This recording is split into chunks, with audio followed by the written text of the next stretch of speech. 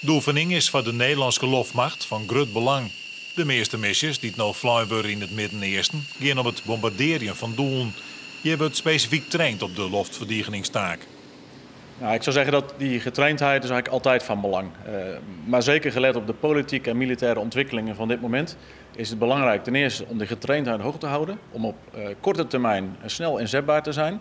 Zo individueel als vliegers, als eenheden, maar zeker ook als coalities. We opereren samen, dus zullen we ook samen moeten trainen. De oefening zwaagt voor een soort extra drukte op de vliegbasis. En dat op een moment dat een groot pad van het personeel inzet wordt in het buitenland. Natuurlijk heeft het impact dat we ook nog op dit moment bijdragen aan de missie in het Midden-Oosten. En dat we ook anders actief zijn om alvast de transitie richting de F-35 voor te bereiden. Maar deze oefening kunnen we erbij hebben. Het kost wel een stapje extra van de mensen, maar dat doen ze graag en dat doen ze goed. Van maandag beginnen de oefeningen. Er wordt 2 keer daags vliegen. Mensen die dat zien willen, maar rekken houden maar stop- en parkeerverboden op de dieken om de vliegbasis heen.